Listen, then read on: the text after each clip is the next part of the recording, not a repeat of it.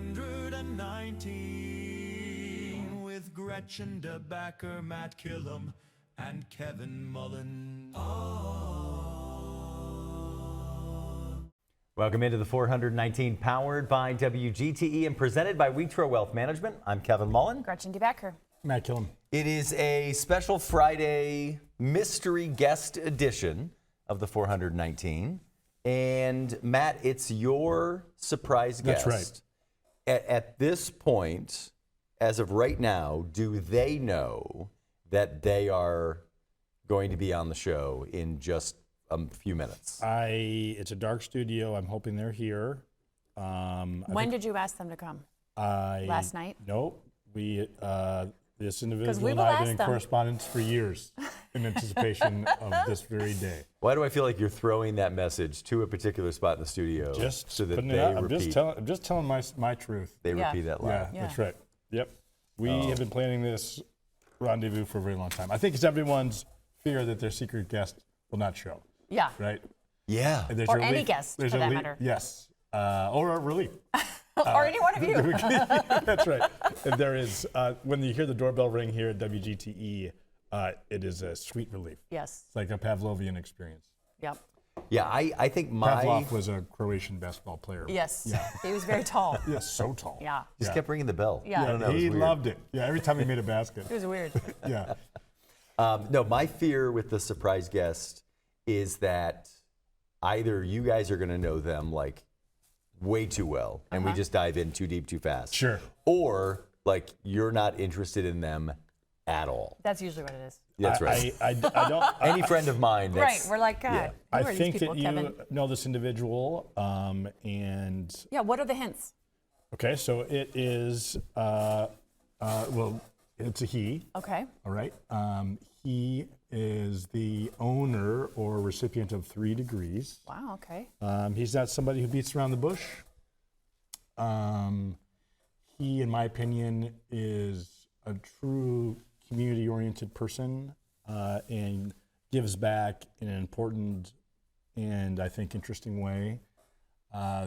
His expertise is on the cutting edge of a topic that is on everyone's mind and has sort of saturated, in my Data opinion. centers. That is one of the things. yes. No. How did I know that? But they have a unique. He has a unique perspective on it, and again, he is just a brilliant guy. How do you know him? Because it seems like someone you wouldn't know.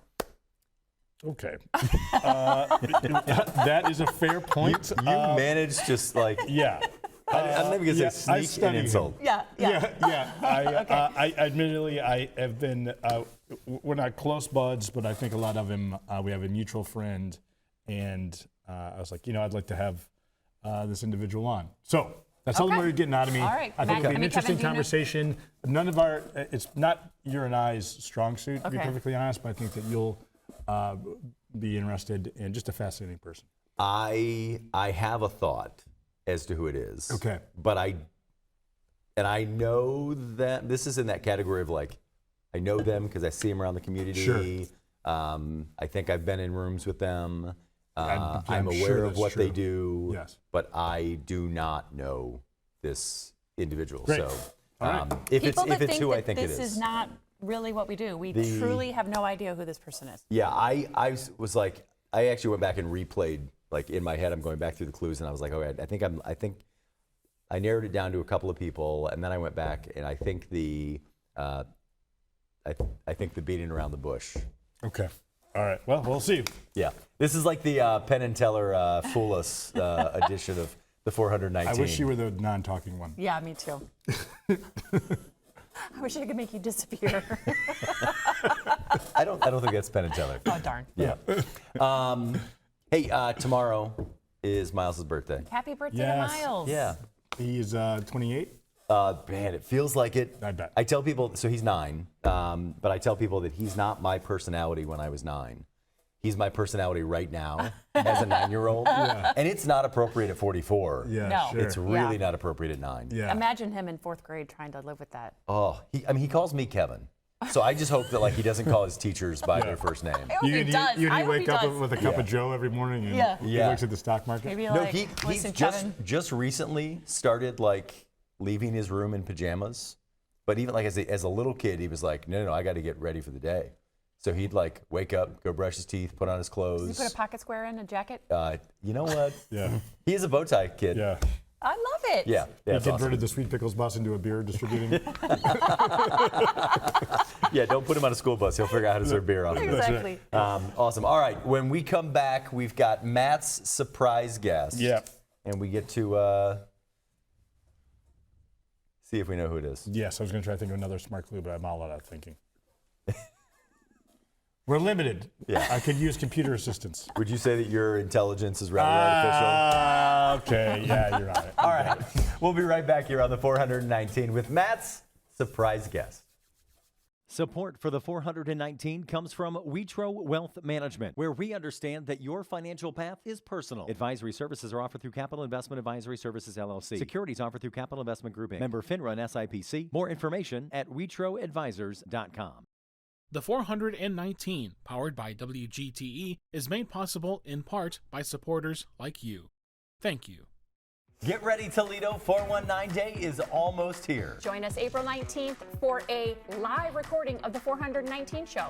Celebrate your favorite WGTE personalities, which I cannot fathom are us. Purchase and make a custom shirt from Jute Mode with proceeds supporting WGTE. And enjoy Deed's Food Truck, PBS Kids, Metro Parks, and much more. It all happens from 2 p.m. to 6 p.m. at Jute Mode, 1811 Monroe Street in your beloved Toledo, Ohio. You won't want to miss 419 Day, where the best of Toledo comes together. Welcome back into the 419, a mystery guest edition.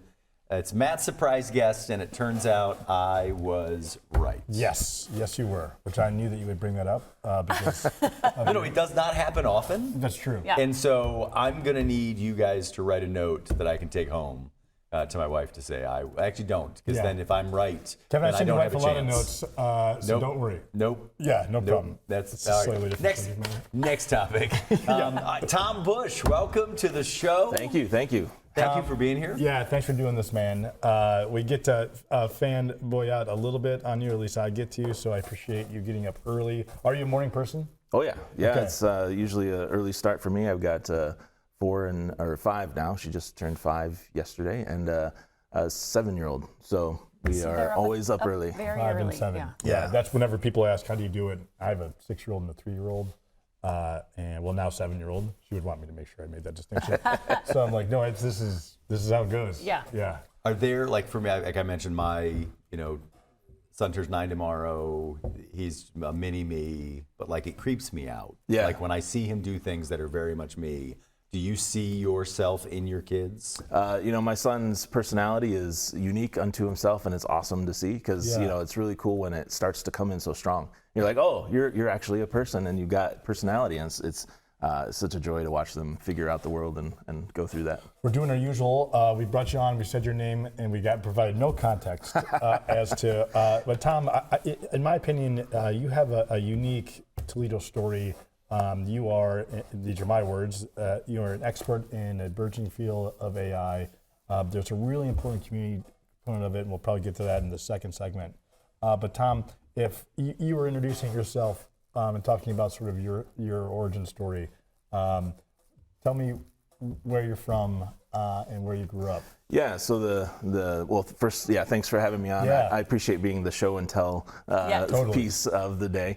I grew up in Tecumseh, Michigan, which is just over the border here from where we're sitting, and I've always been involved in tech. As a 12-year-old, I think the middle school librarian was tired of having me stay after school and hang out in the library because they probably could have gone home at 3 and my parents weren't off work till 5. So Sure. I would hang out and play on computers. And so he ended up getting me a job at the Tecumseh Public Library where I worked at the computer lab they had just installed. And so I taught adults as a 12-year-old how to use computers. Oh my What did your gosh. folks do? Were they tech oriented? Nope. My dad ran the printing press at the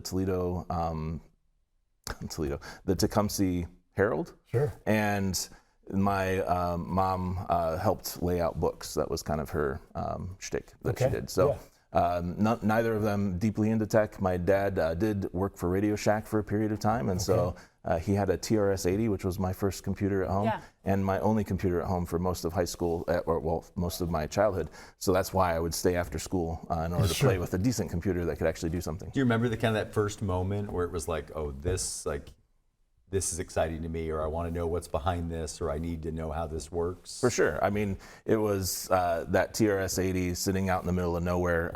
Where we grew up in Tecumseh, my closest neighbor was 2 miles away. So I was literally in the middle of a field.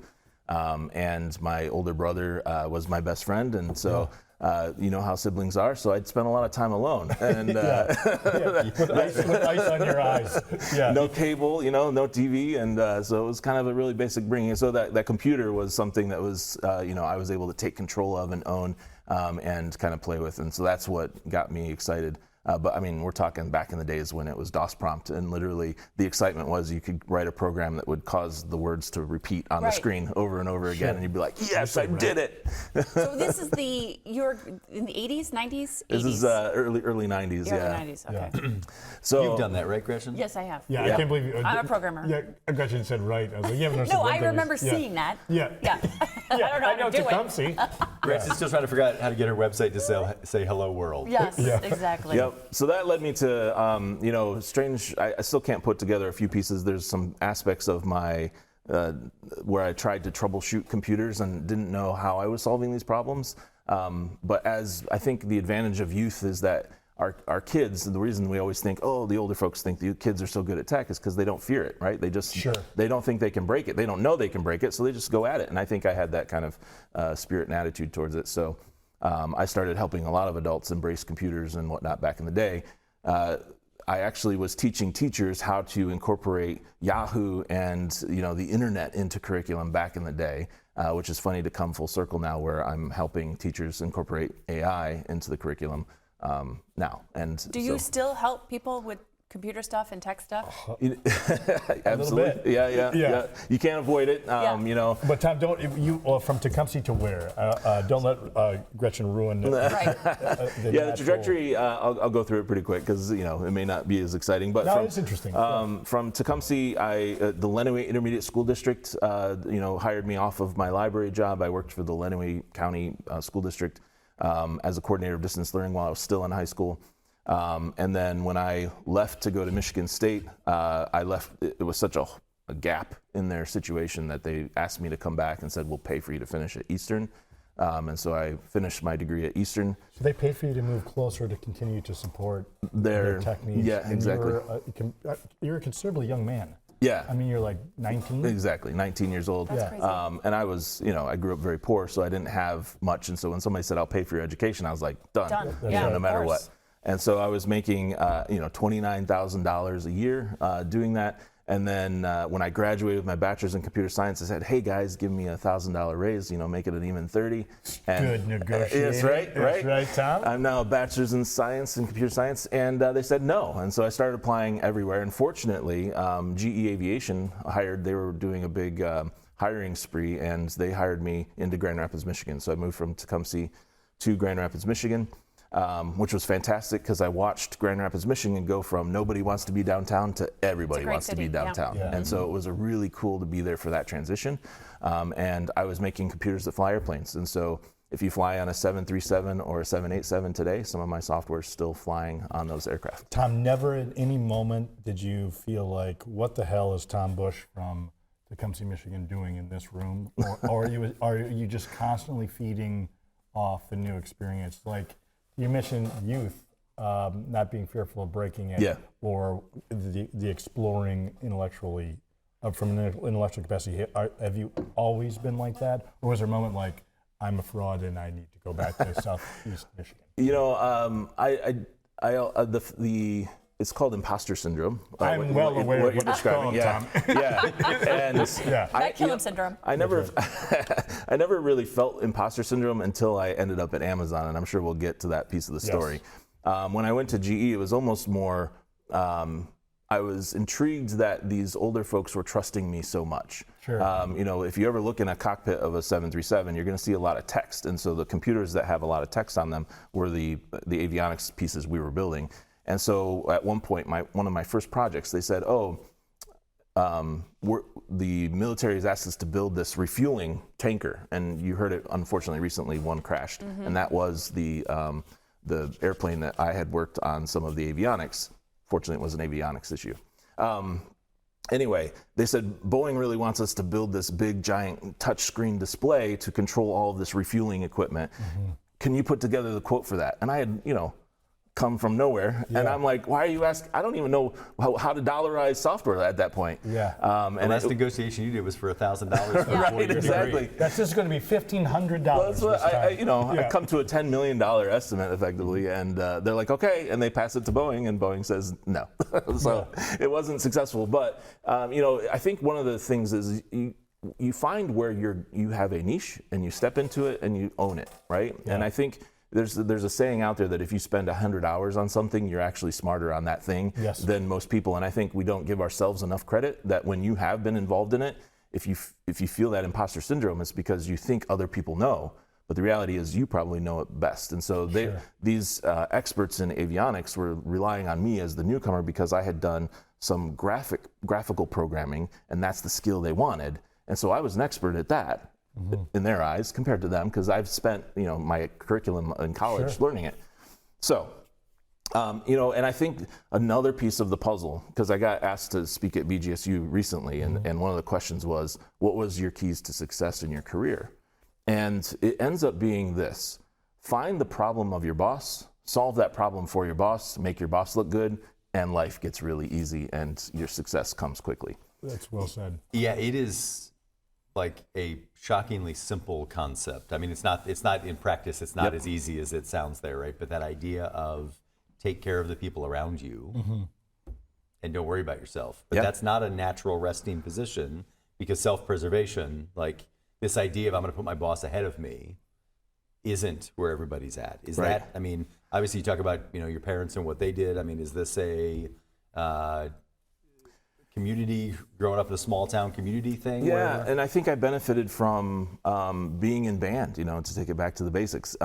In Tecumseh, Jimmy Rice, who's still around and is a really great guy, he would bring in Dr. Tim Leitzenhauser, who, and I probably butchered his last name, but Dr. Tim was a leadership expert. And he would go to band students, and he would bring in these auditoriums of band students, and he would do leadership training to these students. And so I benefited from his. In fact, I use one of his gimmicks pretty regularly when I'm doing big room spiels. And so I think that little exposure, then I was the drum major, and I got to go to drum major camp, which also exposed you to leadership. Like if you're doing drills in the sun, don't make the whole band stand into the sun. You reverse the band, you stand in the sun, right? And it's kind of that servant leadership attitude. And I think that really helped infuse me with a lot of empathy and think of for others. And, a few coaching moments where people said, don't worry about the raise, worry about the work, and the raise will come. And things like make your boss look good and they'll take care of you. And, some of these just don't sit back and wait for somebody to give you the next problem to solve. Be looking around for the problem to solve. Yeah. So where did you go after GE? Was that? So 15. What was your instrument? Tuba. Oh, tuba. Which I marched at Michigan State, which was amazing for the 2 years I was at Michigan State, and it was great. Tuba or sousaphone? Yeah, well, sousaphone was marched at Michigan State, but tuba I was actually pretty good. My dad played tuba. And when you have a tuba at the house, you're going to play tuba. My brother played tuba because that's just what big tuba. That's just what big tuba wants you to think. I apologize on behalf of the Sousaphone Association of Northwest Ohio. John Phillips is rolling over in his grave. Yes. I mean, speaking of graves, we did have a tuba trio, and our big concert moment was we played a funeral, and. Strangely enough, 3 tubas playing is actually quite appropriate, it feels like, when it comes to that kind of ceremony. But 3 tubas playing was the name of my first band. So it's not a coincidence. It was all recorders. We got to right. Tom, oddly enough, I'm going to go back to Gretchen's good question, which is the first time ever for the show. We usually edit her out completely. And we actually brought you on to replace her entirely with AI, but we'll get to that. You do have, that's a fascinating component. Our mutual friend Steve Hansen and I talked about the Boeing experience, and From there, though, there was a pretty sizable leap, in my opinion, for, again, even more so from a little guy from Southeast Michigan. You jumped from Boeing, or this experience from GE to... Yeah, well, what's great about GE is they would even say this back in the day, they would say that, one of the things that we produce most is leaders, right? Yeah. And so more than the products, because they were in all kinds of different domains, plastics, oil and gas, aviation. And so that leadership training that I got from GE really helped me continue to my career. So I moved up the corporate ladder. I became a master black belt in Six Sigma, which was one of the criteria to become an executive.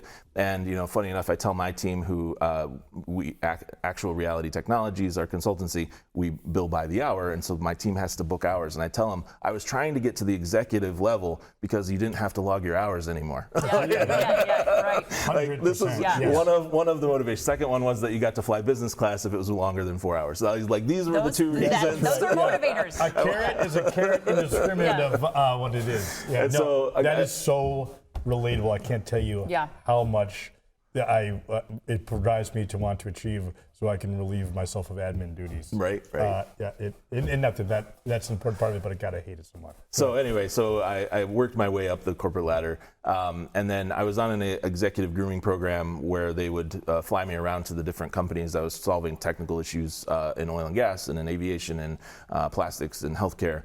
And Amazon ended up poaching me off of that program. So they discovered me mainly because of my master black belt in Six Sigma. Fortunately, the guy who hired me was... Now, what is a master black belt in Six Sigma? So Six Sigma is process improvement. It's basically, it's like lean is a technique of reducing waste in a process, and Six Sigma is a bunch of statistical analysis to be able to find the exact thing you should focus on in order to make the biggest improvement, to save time, to optimize. Who gives you that distinction? What is that? How is that? It's a certification process. You do Like a number of tests you have to take. Yep. And, Gretchen, if you were the guest, I would have asked you. I am Six Sigma as well. Did you go- That is time to brag about. Well, there you go. Okay. No, she's one Sigma. -1. That's right. She can just tell that she identified whether or not you should put something in your mouth or not.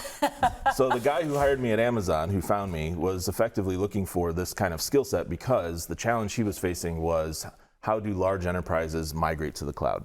And so talk about an interesting interview. The first interviewing with Amazon is interesting because it's a full day of interviews and they're asking you a bunch of different questions. You have to show up with a litany of stories of how you've solved different problems in the real world and things like that. My first day at Amazon, I literally walked into a conference room and I was handed a dry erase marker by my boss. And he said, great, you're here, facilitate this. We're gonna invent the new way that we migrate to the cloud. Now, to tell you, I didn't know AWS that well because my head were in the clouds. I was thinking about aviation and avionics. I had not explored the cloud and AWS, and it's a whole thing unto itself. Literally the week before my interview, I discovered, hey, you could get certified in this. And so I sat for on Monday, my interview was the next Monday. On Monday, I discovered that. So Monday, I signed up to take the test on Friday, started studying, took the test for what was called the AWS Certified Solution Architect, passed the test. And so that on Monday, when I sat for that interview, I was able to say, oh, do you have my resume? Oh, here's a new updated version, right? Like since I left you. Yeah. Since we last spoke, I'm now certified in your technology. So that's another play that's interesting. Always be interested in the company that you're going. That's absolutely. Even if it's only 1 week of study. But the idea of walking in day one and being the person at the front of the room, right? To say, I mean, the fear I have, I'm a relative extrovert, but the fear I still have of having to write on a board in front of other people, like, I can't imagine. Well, and here we had, and I didn't know these people, so the intimidation maybe was a little bit down in the excitement of having a new job. But these were the experts at AWS, right? And it had been the problem that we were set there to solve was it took 2 or more years to migrate a corporate data center to the cloud. They needed it to be less than 6 months. And so in that. And why? Why do they need it to be less than 6 months? Because if you take too long, companies lose interest, right? And it slows. It becomes molasses, and it slows and slows and slows, and you don't ever finish the project. And for our audience, what is AWS? AWS is Amazon Web Services. Okay. So AWS is the largest cloud provider in the world, and the cloud is basically data centers. So when you hear about data centers coming in, that's also what is running the cloud. We're talking with Tom Bush with Actual Reality Technologies. Let's take a break. When we come back, we're going to Talk about more interesting things. Yeah. That's interesting. But we are going to hit fast forward and kind of jump ahead. I want to talk about Actual Reality Technologies. And empowered AI as well. Yep. AI and data centers. We got a lot to And cover. if you can come to my office and help me with my computer. 100%. She's got a new screensaver she wants to put on. It's the flying toaster. We'll be right back on the 419. To me, community means connecting to others. I'm Donnie Miller, and welcome to The Point. We're a community committed to education. Discover new ideas, dive into exciting subjects, and engage with the world around you. I would send them personally a t-shirt. Crime doesn't pay in the old West End, pass it on. That's how we cleaned up the neighborhood.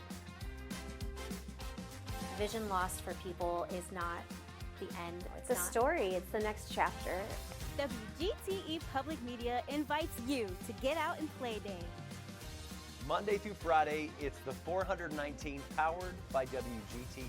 With Matt Killam, Gretchen DeBacker, I'm Kevin Mullen. What can people expect on the show? It's going to be an hour, a reminder of why this is a great place to live, work, and play. WGTE, where you come to watch, listen, and learn.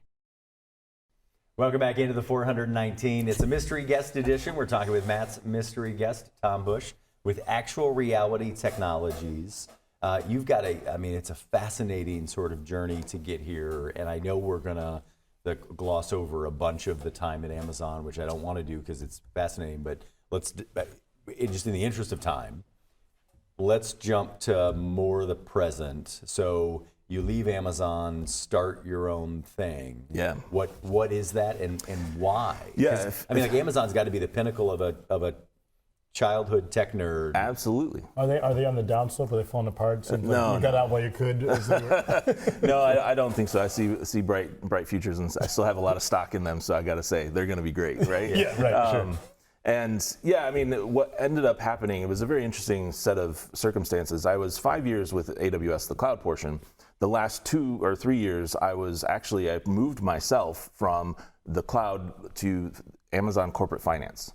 And the reason was I was leaning into my Master Black Belt in Six Sigma. I'm like, I want to see if I can actually change enough and improve enough things that I can take credit for a piece of the stock price. Like, I want to say that 10-cent change, that was because I did something, right? Tom, I know that I've asked a similar question already, and maybe this just outs myself in my level of insecurity.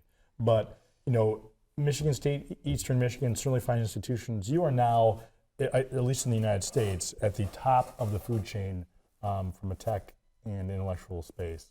And you are still chipping away. What is there a competition in this? Are you competing against your colleagues? Or are you competing against the problems to solve? What's the balance between those two things? I think I learned early on, setting a goal and achieving the goal. It's a strange moment in my life that at age 13 I set out my entire life, right? Yeah. And I don't know many people do that, but I set all these milestones. Yeah, they're called murderers. Right? There you go. Thank you. And I drink black coffee, which also says something. But I set all these goals for myself of when I'm 30, I'm going to have, this amount of salary, I'm going to do these things. And when I'm 40, I'm going to do, and, the interesting thing about setting goals is that often you achieve them, right? You don't necessarily, when they're these big, out there goals, you don't necessarily know every path of how you got there, but suddenly you look back and you're like, oh, I intended to achieve this, and I did. And often for me, I've been very lucky, and that a lot of these goals came way sooner than I thought they would. So I'm sitting at Amazon. I've basically made their finance team autonomous after 2 to 3 years of work. And, this new thing came around called ChatGPT, right?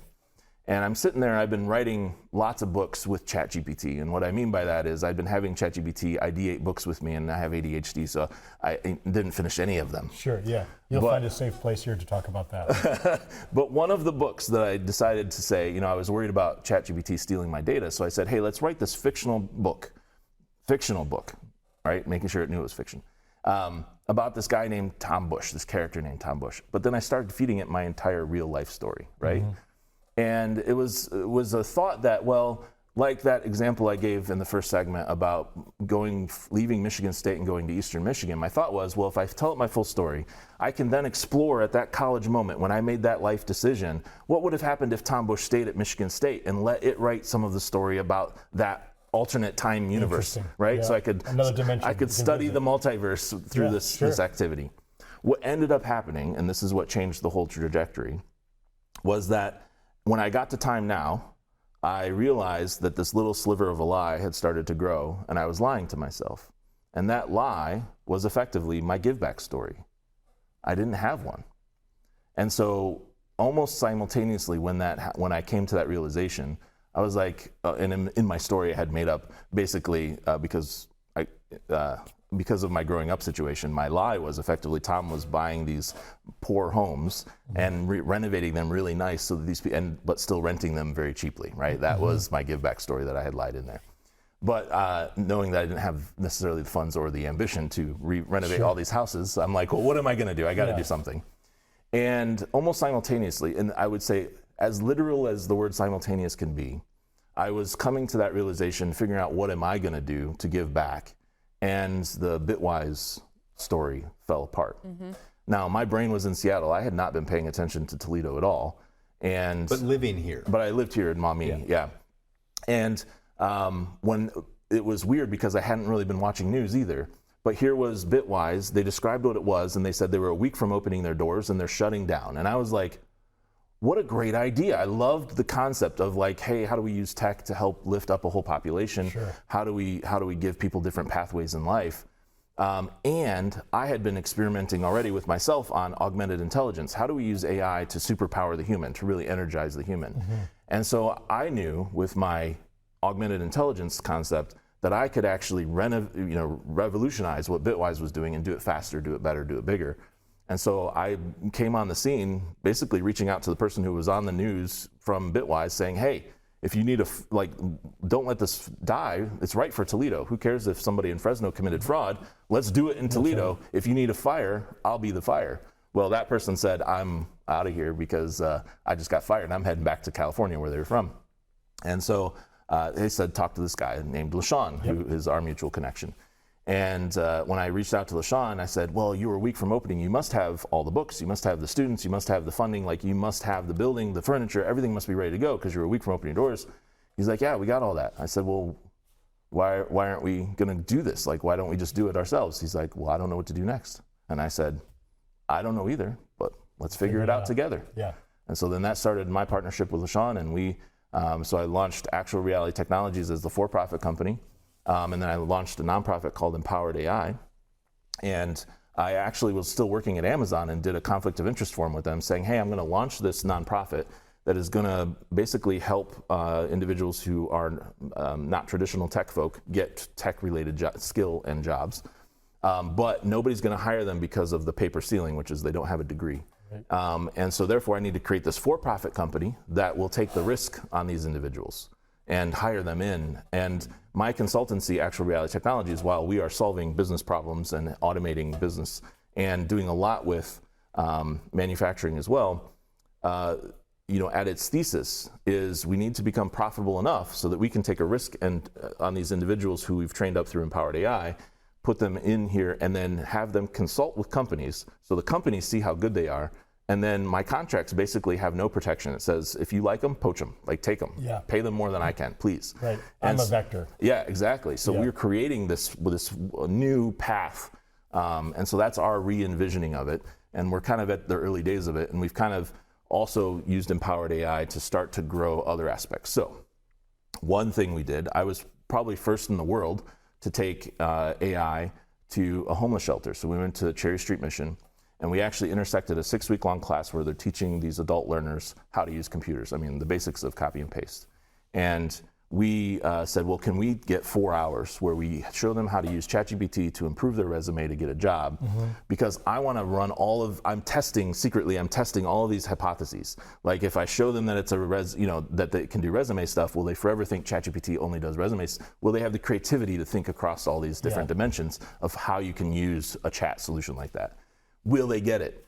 I can't even talk to my own parents about what I do every day without them tuning me out. So am I going to lose half the class? You know, so we had whole contingencies about what do we do to entertain a class that has been, you know, disengaged. Sure. And, you know, the crazy part was I was wrong on most vectors. Yeah, they absolutely got what we were giving them, right? They understood exactly what this thing could do and were super excited about it. And the thing that I didn't foresee that had me literally crying in my car afterwards was the confidence level. Mm-hmm.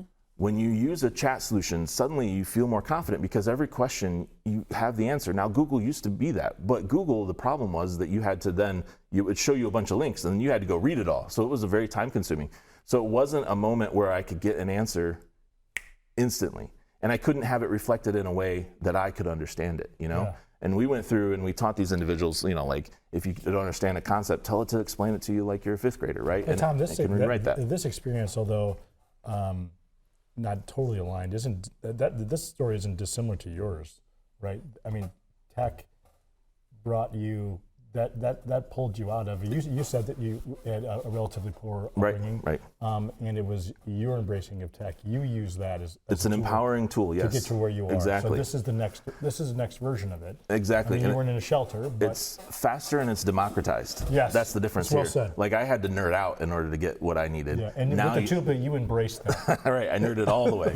And how do students find empowered AI? How if mom or dad has a kid that's maybe interested in this or think that they would benefit from it, how do they find you to get involved in it? Yeah, so if you go to empoweredai.org, you can see the types of programs we put on. So, and some of this comes from a thesis. Do you need help with your website? Because I could help you build it. Yeah, there you go. Sure. We have AI building it now, but yeah, it's good. So Empowered AI is putting on lots of different things, and I'll tell you one of the thesis one of the funny moments, and I want to also put this out there. I think Northwest Ohio is the most welcoming startup community in the U.S. Because within a week, literally within a week, I had customer conversations. I didn't even know what I was doing yet, right? Sure. And I was already being put in front of customers. I had the opportunity to, I got an email from John Husted, Lieutenant Governor of Ohio at the time. Within 1 week of saying, hey, I'm going to do something in the community, John Husted sends me an email, hey, Tom, I hear what you're doing. I love it. I think it's great. I respond by saying, hey, man, I'm super excited. I'm going to 10x Toledo's tech ecosystem, and here we go. It's going to be great. And I send that message, and I'm like, oh, crap, 10x. Like, I don't even know what our tech ecosystem looks like. That's right. Yeah. And so, fortunately, I don't know what 1x is. Right? And so that helped me set a goal. Okay, I set it to the Lieutenant Governor now. I guess I got to do it. Like, okay, what does it mean? I started figuring out where are we at. I had to create a website called Toledo.directory if you go out there, or tolder.com. You will see all of the tech-oriented companies listed, because I would constantly be talking to people and I'd say, I'm 10xing Toledo's tech ecosystem. Do we have a tech ecosystem? Right. Yeah, right. And so I had to be like, yeah, and I'm encountering them all the time. Yeah. And if I would ask them, how many do you think we have? People would generally guess at 5. 10. Exactly. And so we have 150. Oh. Mm-hmm. Or more, because I keep finding more and more. Right. And we have some startups that are constantly starting up. This use of what you're doing with Empowered AI in your company is so interesting to me, because it's the use of, or the training on ChatGPT for students that is one of the most non-worrying ways that I've heard of the use of that technology. Because so often we hear, that it's going to take people's jobs away, that it's going to eliminate the need for artists or for creative people, because you can just put something into a computer and have them write a book for you, or create a graphic for you, or those kinds of things. So how do you square, is part of your plan to sort of square those things, to take away some of the fear of the use of it? In addition to that, what is your belief in the current reliability of the information that we get from these AI-generated searches? Great question. Let me start with the last one. So when I say I made Amazon's finance team autonomous, specifically in the controls space of finance, it had nothing to do with firing people. It had everything to do with getting the finance folks out of the assembly line of finance and into the business office of finance. If you looked at Amazon's finance team when I showed up, and the reason I changed my trajectory, because I was going to make all these impacts and change the stock price, and then I saw how Excel-driven things were and how it wasn't as automated as you would expect being a high-tech company. That made me change my, well, how do we get the human out of the drudgery of finance, which is passing Excel spreadsheets around? Sure. And so our mantra became, we need to be able to allow Amazon to continue to scale without having to hire more finance folks.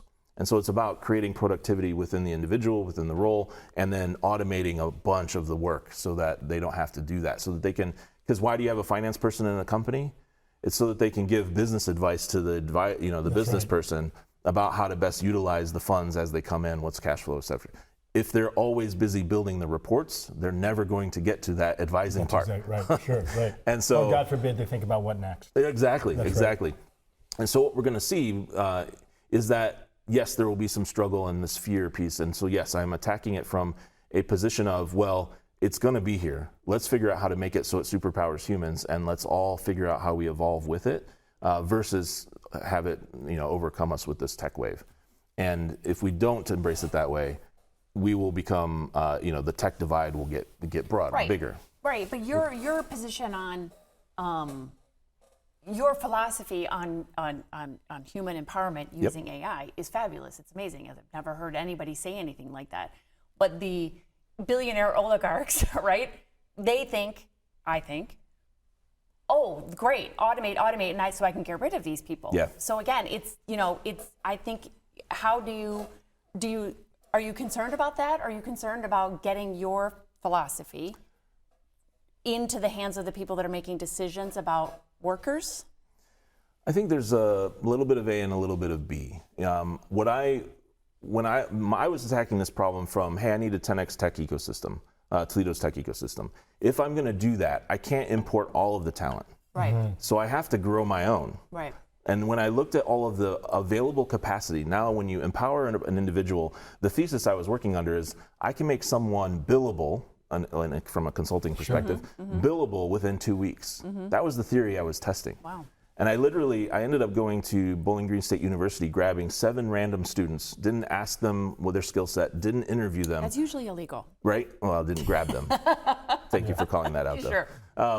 So invited them to come participate, and didn't interview them, didn't ask them their skill set. I just was I wanted to test it, could ChatGPT basically fill in the gap? And we built, the thesis was, can we build a iPhone app in 3 months? And I had never built an iPhone app. Being an aviation guy, my apps were way more boring, and I was intimidated by an iPhone app. But I said, in this age of AI, let's see if ChatGPT can help guide us into that. And so we did that. We built a racing app, an app that helped a Porsche Carrera Cup racer win. He was tagged to come in 3rd for the season.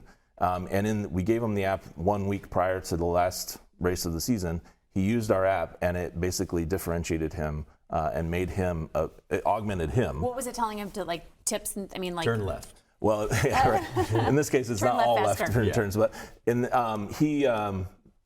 the story goes like this. Effectively, on the qualification race, the Friday race, where they're basically figuring out where they're going to line up, the car drove so poorly that he thought it was himself. And he looked at how our app was telling him to set up his car, and he looked how his highly paid engineer had said to set up the car, and they were vastly different. Seriously? And so he showed them to the engineer and said, and the engineer said, oops, he had screwed something up, right? And Mark said, well, forget your settings, just set it up how the app has said. And he said the car drove the best it had ever driven. That's crazy. I do think, excuse the hyperbole here, but I think, and again, excuse the hyperbole, but if we're going to war, right, meaning we want to survive as a flyover state, and tech is thought of as this evil empire, the only way to survive is by training people how to use their rifle, and I think that's exactly what you're proposing. Exactly. And kids and young people, they aren't certainly kids, deserve it. Go ahead. We're talking with Tom Bush with Actual Reality Technologies and Powered AI. How do people find more information on both of these? Yeah, so Actual Reality Technologies, if you're a business and you want to have automation, and it's actualreality.tech. Is there a way, very quickly, is there a way for other tech companies or people in the industry to to gather? Is there a way for people to network to each other and find out these other companies that exist great in our question. community? So through Empowered AI, we actually host on the 2nd and 4th Tuesdays. We host Tech Night at Toll House. So Toll House is a local place here in Toledo. So you can find a gathering of tech people. Usually 50 to 60 people are showing up to it now. And so that's an opportunity they're all to network. Yeah, right. And they're all augmented with AI for sure. Yeah. That's right. And then, one of the cool things, I just want to put a short plug in for Empowered AI. We've been helping the K-12 system embrace it. We have a program called Young Empowered Authors, where we're helping 7 to 12-year-olds get published on Amazon within a very short period of time. And we're going to be collecting them in May for a publisher's party. So all of our classes will have the most young kids collected, young authors in one location in the world. That's I wonderful. apologize for not getting to that, Tom. Tom, thank you so Thank much. you, We thank you. are out of time. We need like 2 more hours Yeah. with you. Right. I want to do the same way we did with Lucas LCNC. I'd love to do Me too. a Yeah, tech with tech. conversation out in That's the a great community idea. with you. At Toll House. Let's do it. So we're going to do this. So we don't often tease social media stuff, but we ran out of time. Did not have time for Gretchen's Wacky Quiz. So we're gonna we're going to a break. When we come back, we'll have Carl Mitchell. But if folks want to hear Tom's Gretchen's Wacky Quiz, they're going to have to find it on social media. There you go. Thank you so much for joining us, Tom. We'll be right back. Tom, thanks so much. On the 419. Support for the 419 comes from WeTro Wealth Management, where we understand that your financial path is personal. Advisory services are offered through Capital Investment Advisory Services, LLC. Securities offered through Capital Investment Group, Inc. Member FINRA and SIPC. More information at WeTroAdvisors.com. Destination Toledo. Whether you're a local or a visitor, Destination Toledo invites you to explore the region and be a tourist in Toledo. Find events, dining, and things to do at visittoledo.org. WorkSpring. HR issues and employee well-being go hand in hand. WorkSpring supports employers through compliance, training, and wellness because healthy workplaces don't happen by accidents. Learn more at workspring.org. Toledo Refining Company, a subsidiary of PDF Energy. Toledo Refining Company is a supplier of fuels that keep our region moving. Located in Oregon, Ohio, the refinery processes crude oil into gasoline, diesel, jet fuel, and other petroleum products. And TARTA, celebrating its 55th year of connecting Northwest Ohioans to their community. More information at tarta.com. Welcome back into the 419, powered by WGTE. Just wrapped up a conversation with Tom Bush from Actual Reality Technologies, Matt's surprise guest. Good job, Matt. There are some incredible voices around our community, Tom Bush being one of them, but we're also now joined by one of the voices around us, a podcast host here on WGTE. See what I did there? See? Good job, Kevin. Carl Mitchell. Carl, thank you so much for joining us. Oh, thank you for having me. Tell us about your podcast. Well, the Voices of Legacy is a program that was initiated for the purpose of sharing stories of lives well lived, interesting stories, hopefully. We've interviewed most of the mayors in and surrounding Toledo, most of local law enforcement, and then individuals that people have never heard of that have had awesome lives, from the first centenarian of last year here in Lucas County, who had, she's just a plethora of information. So you've been on the show. Yeah.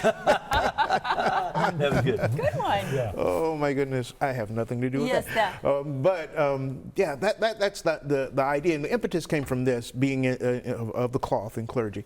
I've done over 200 some odd funerals over my 20-plus year career in ministry, and most of the time I never got a chance to know the person personally. So not to be morbid, but it's an opportunity for people to tell their own stories. Yes, sir. And everyone does have an interesting story. Oh my goodness, That's yes. Yeah. Yeah. What's your church? The Bible Way, Toledo, historic Bible Way. Been around since 1963, incorporated 64.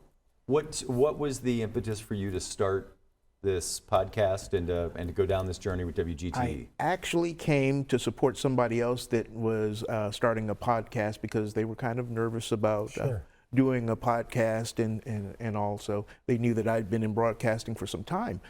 So I came for their meeting, and I got a call after that meeting, helping him out, and asking questions, pertinent questions, and so forth. And they said, well, we'd like to talk to you about doing a podcast. I'm like, let me talk to the guy that I came with first. Yeah, sure.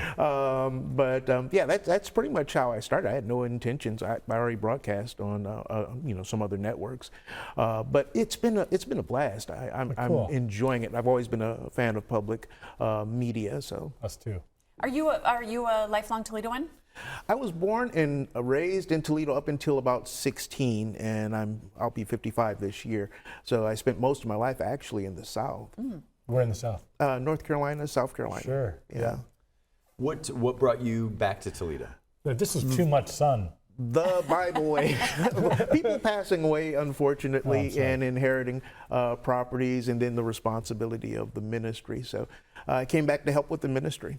Can you talk a little bit about what the responsibility of the ministry means to you? Oh, it means a lot. We feed the hungry, we clothe the naked. We do all those things on a regular basis. I'm also the chaplain of the Buffalo Soldiers. People have heard of that. Sure, yeah. And we do the same thing there. So actually doing the work, being the hands and feet of God out in the community, not just proselytizing, anybody can do that, but showing people that love that causes those conversations to happen, hopefully towards changed lives. You've had the opportunity to tell a lot of stories through your podcast. Oh, yes. What are some of the stories that, as folks, come visit WGT.org, go to the Voices Around Us, find your podcast. What are some of the stories that people are going to come find that you were most excited to tell, or maybe most surprised about? Probably the centenarian. She shared something at the very end of that podcast that shocked all of us. She had been to every continent on Earth. All. Wow. And that's saying something. Yeah. All three.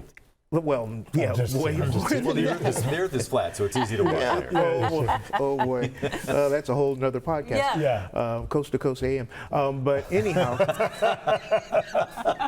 I was surprised. I was like, really? Yeah. Amazing. And she was a school teacher as well, so that was pretty good. And then the sheriff of Wood County, he was exceptional. I was surprised. It was very good. And some of the promised interviews that we have coming up, some of our state leaders, one that's retiring. But there's been so many good conversations. We're almost to 50. Programs rather, and there's been a lot of really interesting conversations. Well worth binge listening if you like. Where do you get the skill set to do the interviews? Did you just have a natural curiosity? Do you practice? How do you do it so well? I like to say it's that because it is to a certain degree, but I've always been a fan of talk radio my whole life. I used to listen to, not to name drop, Bruce Williams. I remember being a kid calling into Bruce Williams thinking I was going to get in trouble. But if you don't know who that is, TalkNet, Sally Jesse Raphael came out of that show. Yeah. I've always been a fan, and the engagement from, I hate to, Larry King to Rush Limbaugh. These people that were able to communicate ideas and get people to talk and express themselves in ways that you don't normally hear. Yeah, I just love that. I love it. There is such a skill set and a gift to be like one person on a microphone talking to no one and having them, like, and this is where, political beliefs aside, you look at what Rush Limbaugh was able to do, Larry King, was able to do. The ability to talk into a microphone and have the person on the other end feel like you're engaging with that. You're talking to me, and I want to talk back to you, even though I know you can't hear me. Yeah, and it's hours. Yeah, do it for hours. On end. Yeah. So I think 4 hours is usually the slot for it, right? And I do think that it's easy to, and we all are getting to experience in some way. The amount of work it takes. And really the amount of listening, it's listening that's the gift. Yeah, you got to kind of care, even if you don't agree with whom you're talking to. Yeah. And that works better than anything else. My mentor right now in media, Mr. Fred Lefevre, he's been on the radio here in Toledo for over 40 years. And Buffalo Soldier as well? Yeah, he is. Yep. And man, he's good. He is good. Yeah. He is good. Yeah. Fred has this amazing gift that I'll go back and sort of like think about the last 60 seconds. And I'm like, that was 3 words that he just strung into 60 seconds or more. But it's interesting how he does it. So does your ministry give you the opportunity to meet people that you want to have on your podcast? Sometimes, yes. Yes, absolutely. Because we're very engaged in local, I hate to say politics, but we have to. Yeah. We have to, go to city council meetings. We have to go to school board meetings and things of that nature. So yeah, we run into all kinds of folks from every political aspect that they're just more interesting, I think, than they know. Yeah. Because we know the persona, and that leads us back to the Voices of Legacy. I try to get past the persona. That's what we see on television all the time. Who are you? How did you get to that office? What brought you to you know, We get whatever you you're out of bed doing. to do this every day. Yes. Who is your dream guest? Who's someone that you just, you could retire the day you have that interview? I don't know that I'll ever do that part. However, I have some promise. I so want to name drop, but I have some promised really big interviews from people that are in extremely high offices now that I met before they were ever there. One that's retiring, one that's still serving now. And we have to be careful, even who we're interviewing, especially on public media, in regards to whether they're running or not. We are well aware. Yes. But nevertheless, there are some that are coming that are very exciting. Yeah, cool. Talk to us about public media, WGTE. Why is this station, this network, so important to Toledo? We want to keep public media public. It's great that we can increase in donations and maybe even some advertisement, but however, I grew up with Sesame Street and Electric Company and all of that stuff, and that I don't believe that day is gone. But we have the opportunity as a community to support our public media to keep it public so that it serves everybody. Even Doctor Who. I don't know who ever watched Doctor Who back in the day. British people. Yes. Thames, and you heard the music and you saw the Thames River, and that's good stuff. That's right. And it serves everybody, so it is important. How often is your podcast released, and where can people find it? Every other Thursday. We have, I think, Miss Holt coming up on this Thursday, but every other Thursday. The Voices of Legacy podcast available online at WGTE.org. Thank you so much for joining us. Thank you for having me. Nice to meet you. I'm excited to check out Gretchen's podcast with you. Yeah. Happy 100th birthday. That's right. We'll be right back to wrap up this Friday edition of the 419. Get ready, Toledo. 419 Day is almost here. Join us April 19th for a live recording of the 419 show. Celebrate your favorite WGTE personalities, which I cannot fathom are us. Purchase and make a custom shirt from Jute Mode with proceeds supporting WGTE. And enjoy Deed's Food Truck, PBS Kids, Metro Parks, and much more. It all happens from 2 p.m. to 6 p.m. at Jute Mode, 1811 Monroe Street in your beloved Toledo, Ohio. You won't want to miss 419 Day, where the best of Toledo comes together. You laughed with us. You learned with us. Hi, neighbor. We made sure your childhood was special. Memories that could only be provided by PBS. For generations, we've given you programs that made a difference. Programs that entertained, informed, and inspired. And today is no different. This is WGTE Public Media in Toledo. It's where you belong. Welcome back into the 419 as we wrap up our mystery guest edition. As is always the case. Yeah, that the author's portion of that, working with students, was one of my must-do bullet points, and we got sort of entranced. Well, he is so interesting to talk to. We didn't talk about data centers. We didn't really I wanted to dive in. Well, I think people want to know more about Tecumseh, Michigan, and we really lean into that. That's right. My great-grandparents lived in Tecumseh, Michigan. Yeah, and a lot of things I don't care about. That's there. That's at the top. Yeah. There was a really handsome guy that played for Tecumseh's high school team and their indoor team, and he was really good too. So I hate Tecumseh because of this guy. Because of that guy. He was really good and just outrageously handsome. Was he also named Matt? I don't know. I was like, who is this person? I was like, why does he exist with me in this room? That's right. Yeah. But incredible conversation. A lot of cool things happening in the community. Well done, Matt. Yeah, absolutely. No, and then again, the Voices Around Us podcast series here at WGTE is awesome. We've got embodies our spirit as well. Yeah, and it's the community telling the community stories. Of course, if you missed any part of today's show, you can catch it 7 a.m. on YouTube, 3 p.m. on FM 91 in Toledo, Bryan, Defiance, and Lima, 6 p.m. on WGTE Connects channel 30.4, online at WGTE.org/the419, or download the new and improved WGTE app to catch your favorite episodes of the 419. Thanks to our guests for joining us, and thanks to you for being here as well. It's the 419, powered by WGTE, presented by Witro Wealth Management. The 419, powered by WGTE, is made possible in part by supporters like you. Thank you.